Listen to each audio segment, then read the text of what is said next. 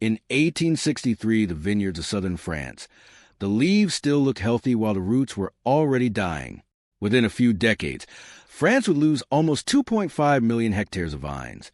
And by the late 19th century, an estimated two-thirds of Europe's vineyards had been destroyed by a pest smaller than a fingernail. Families were ruined, merchants went bankrupt, and one of the oldest agricultural systems on Earth came close to breaking apart in slow motion. At first, it looked like a farming problem. It was not. Wine was never just a drink. It was ritual, trade, status, chemistry, taxation, colonization, and memory poured into a cup, and its history changed the world more than most people think. But this story does not start there. It starts somewhere unexpected, much earlier, around 600 BC, in what is now Georgia, at villages near Gadakriligara, less than 20 miles south of modern Tbilisi. People were already doing something extraordinary. They were taking grapes, crushing them, letting their sugars collapse into alcohol, and storing the result in large clay vessels. Chemical traces of tartaric acid on pottery dated between 5800 and 600 BC suggest these may be the earliest known vintners anywhere on Earth. This first wine was not refined. It was not balanced. It was not aged in oak and discussed in tasting notes. It was rough, seasonal, unstable. It probably turned sour quickly if it was not consumed in time. And yet those early villagers were already using jars so similar in shape to later kvevi that the line between prehistory and living tradition still feels astonishingly thin. They buried the vessels in the ground, sealed them, and let the juice ferment for months. Short step, huge consequence. This decision seemed small at the time. It was not. A little later, between about 5,400 and 500 BC, another early chapter appears in the Zagros Mountains of Iran at Haji Firas Tepe, where archaeologists found 6 jars set into the floor of a mud brick building, each holding about 9 liters. Residues showed grape compounds and tree resin, suggesting a resinated wine used for preservation and perhaps for medicine as much as pleasure. That detail matters. The first wines were not luxury products in the modern sense. They were part food, part preservative, part intoxicant, part ceremony. They sat in a world without refrigeration, without microbiology, without glass bottling. Fermentation was a useful accident, then a controlled one, then a cultural institution. Human beings had discovered that time itself could transform fruit into something stronger, stranger, and more durable. By 3150 BC, wine had moved into the tombs of kings. At Abydos in Egypt, in Tomb Uj, archaeologists found roughly 700 jars linked to one of Egypt's earliest rulers. Chemical analysis showed wine residues, and the clay itself suggests many of those containers came from southern Palestine rather than Egypt. That means wine was already traveling long distances before Egypt had a mature domestic grape industry of its own. Imported first, then imitated, then institutionalized. By at least Dynasty III, around 2700 BC, a royal wine industry had been established in the Nile Delta, even though wild grape did not naturally grow in ancient Egypt. Grapevines had to be transplanted. Knowledge had to be imported. Specialists had to adapt a foreign crop to a new river system. And this is where everything changed. Wine stopped being only a local fermented drink and became something states could manage, label, store, and attach to power. Egyptian elites treated wine as more than refreshment. It appeared in tomb paintings and offerings, in medical preparations, in the logic of the afterlife itself. Labels on jars recorded vintage details with sophistication that feels oddly modern. The container mattered. The vineyard mattered. The year mattered. That instinct to classify and compare did not begin in a 19th century cellar. It is thousands of years old. Even then, people were already linking geography, prestige, and taste. From the ancient Near East, viticulture spread across the Mediterranean. The Greeks carried grape growing and wine trade from the Black Sea to southern Italy, Sicily, Gaul, and Spain. Their poets gave wine divine parents. Their symposia turned drinking into a social technology, a formal setting for politics, philosophy, music, and reputation. Wine was usually mixed with water, because to drink it straight was often treated as uncivilized excess. This is the part of the story that most people never learn. In the Greek world, wine was not simply about intoxication. It was a way of organizing conversation, class, and citizenship. Who poured, who reclined, who sang, who spoke, who lost control. All of it carried meaning. Then Rome took that Mediterranean inheritance and scaled it up with imperial force. The Romans pushed vineyards into the Rhine, the Moselle, the Danube, the Rhone, the Saône, the Garonne, the Loire, and the Marne, laying foundations for many of Europe's most famous wine regions centuries before those nations existed in their modern forms. Roman wine was often imperfect by modern standards. Greeks had stored it in earthen amphorae, and Romans improved some transport with wooden cooperage, but much it was still consumed within a year, and spoilage was often hidden with honey, herbs, cheese, or even salt water. Yet the system around it was vast. At Monte Testaccio in Rome, a hill about 150 feet high eventually rose from around 25 million discarded amphorae tied to imperial liquid trade. Most of those particular jars had carried olive oil, not wine, but they reveal something crucial about Roman scale. If one city could consume, unload, catalog, and discard containers in the tens of millions, then wine was operating inside an economy of staggering logistical power. Wine moved with soldiers, merchants, colonists, slaves, and tax collectors. It lubricated banquets and contracts. It fed urban markets and rural rituals. It crossed classes, though not equally. The rich drank better vintages. The poor drank rougher versions, diluted versions, sour versions. But everyone knew what wine meant. It was civilization in liquid form, at least as Rome understood civilization. And that imperial confidence spread the vine so effectively that long after Rome itself fractured, the vineyards remained. After the Western Roman Empire collapsed, wine survived because religion required it. The Christian mass preserved vineyards that politics could no longer guarantee. Monastic orders did not just keep wine alive. They refined it. They protected land, accumulated local knowledge, selected sites, and slowly attached sacred rhythm to agricultural precision. Vine by vine, slope by slope, medieval Europe inherited a map of cultivation that would eventually become Burgundy, Champagne, the Rhine, and beyond. But there was a problem. Wine's story was not moving through one civilization alone. In the Islamic world, where drinking wine was religiously restricted, scholars still pushed forward the chemistry that would transform the entire alcohol story. By the middle of the 9th century, experimenters in Muslim civilization were working with crystallization, sublimation, evaporation, filtration, and distillation. Figures such as Jabir ibn Hayyan, who lived from 722 to around 815, and later Al-Razi advanced laboratory techniques that outlived kingdoms. Early chemists distilled wine not to make a recreational drink, but to isolate pure alcohol for uses such as disinfectant and ink. The irony is striking.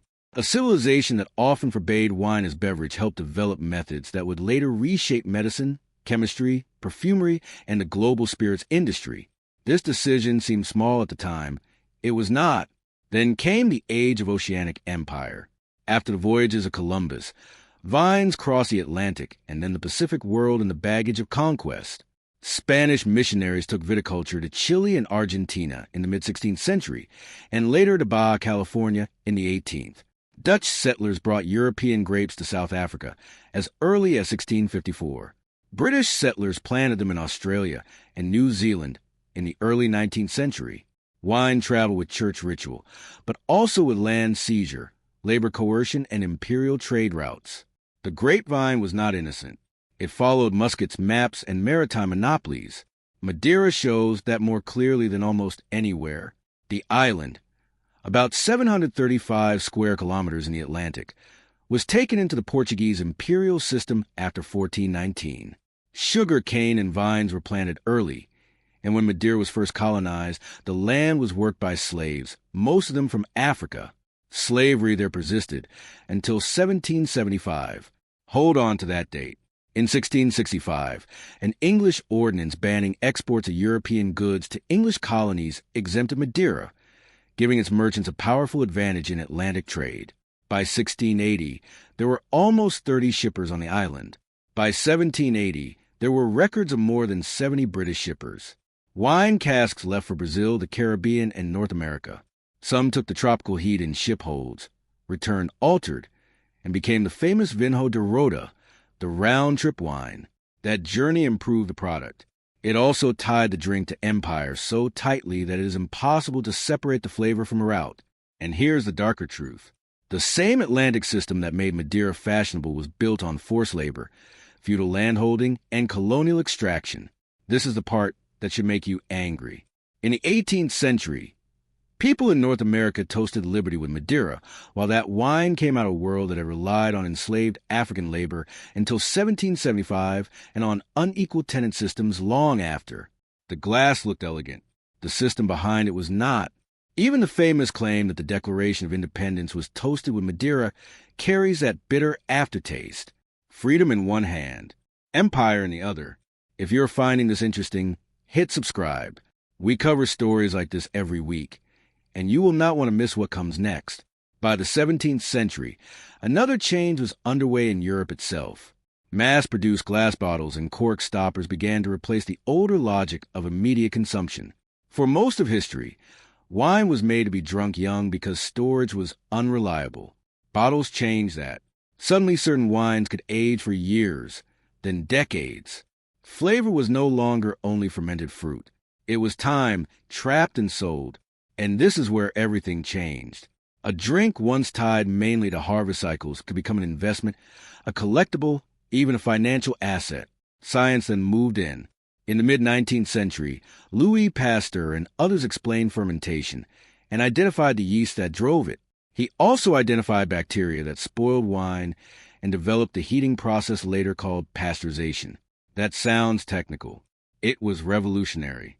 Winemakers who once depended on inherited instinct could now lean on microbiology. Spoilage could be understood instead of merely feared. Temperature could be controlled. Later, stainless steel tanks, filtration systems, refrigeration, and mechanical harvesters, especially from the 1960s onward, made large-scale quality control possible in ways ancient farmers could never have imagined. But before industrial wine stabilized, nature struck hard. In Madeira, odium mildew spread across the island from 1852 to 1862, and the results were catastrophic. About 90% of the vines were destroyed, and production fell by 98%. Famine followed. Emigration followed. Of 70 British trading houses operating there in 1850, only 15 remained after crisis. Then phylloxera arrived in Europe in 1863 and reached Madeira by 1872. Across France, just under half of all vineyards, almost 2.5 million hectares, were destroyed within a few decades. Across Europe as a whole, an estimated two-thirds of vineyards were lost by the late 19th century. Thousands of businesses closed. Whole landscapes were remade. But there was a solution. European Vitis vinifera vines were grafted onto resistant American rootstocks. The taste remained. The roots changed. Modern wine, in a literal biological sense, is often a hybrid of old-world fruit above ground and new-world survival below it. That rescue helped set up the wine world people recognize now, a global network of prestige regions and ambitious newer producers all competing inside the same marketplace. The latest full international data show just how large that network has become. In 2024, the world's vineyard surface stood at 7.1 million hectares, down 0.6% from the year before, the fourth consecutive annual decline. Global wine production fell to 225.8 million hectoliters, the lowest level in more than 60 years. Global consumption was estimated at 214.2 million hectoliters. International export volume was 99.8 million hectoliters, yet export value still reached 35.9 billion euros. So even when the world drinks a little less, wine still moves enormous money. The map is now truly planetary. Italy produced 44.1 million hectoliters in 2024. France produced 36.1 million. Spain made 31.0 million. The United States added 21.1 million. Argentina produced 10.9 million. Australia 10.2 million. Chile 9.3 million. South Africa 8.8 million. Germany 7.8 million. Portugal 6.9 million. Romania 3.7 million. And Brazil 2.1 million. On the consumption side, the United States remained the largest market at 33.3 million hectoliters, followed by France at 23.0 million, Italy at 22.3 million, Germany at 17.8 million, the United Kingdom at 12.6 million, Spain at 9.9 million, Russia at 8.1 million, Argentina at 7.7 million, Portugal at 5.6 million, China at 5.5 million, and Brazil at 3.1 million. A Neolithic village practice has become a global agricultural and cultural web that links Tuscany, Mendoza, Napa, Stellenbosch, the Barossa, the Douro, Caqueti, and the valleys of Chile in one continuous commercial conversation. And yet, wine's modern story is not only economic, it is also medical, social, and moral. In the European region, the average adult consumed the equivalent of 9.1 liters of pure alcohol in 2022, the highest regional average in the world. In 2020, alcohol was responsible for about 186,000 cancer cases in that region and more than 93,000 cancer deaths. Nearly 1 out of every 6 alcohol-attributable deaths there was due to cancer. There is no romantic way around those numbers. Wine helps shape religion, trade, and cuisine, but alcohol also carries harm. The same bottle that once marked status and celebration sits inside modern debates about health warnings, taxation, advertising, and public risk. This is a part of the old story that never really ended. There is even a strange frontier beyond Earth. Researchers funded by NASA have studied resveratrol, a compound associated with grape skins and red wine, as a possible aid against muscle loss and reduced gravity. In one study, 24 rats were placed in a Mars gravity analog at 40% of Earth loading for 14 days, and a daily resveratrol dose of 150 milligrams per kilogram helped preserve muscle mass and grip strength. The reason scientists are interested is simple and startling.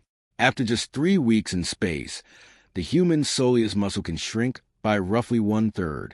Think about how far that takes the story. A substance tied in popular imagination to an ancient drink in a clay jar is now part of research for future missions to Mars. For 1,000 years of kings, monks, merchants, colonists, chemists, and farmers, and the grape is still finding new jobs. So when people call wine a beverage, that is true, but it is not enough. Wine was there when early farmers first learned that grapes could become something more than fruit.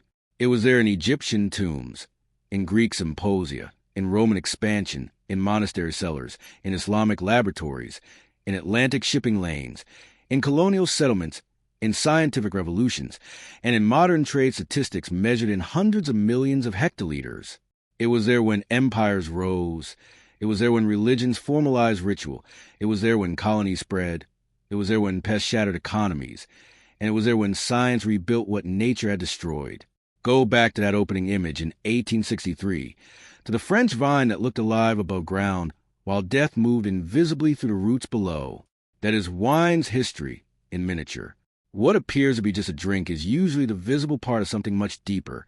Climate, labor, conquest, chemistry, memory, and desire. A bottle can hold a landscape. A glass can hold a trade route. A vineyard can hold the record of migration, empire, and survival. And after 8,000 years, all of that history still has a way of arriving quietly. Uncorked at dinner, poured at a wedding, stacked in a supermarket aisle, or sitting in your kitchen right now. If this story surprised you, subscribe for more deep dives into the hidden histories behind everyday things.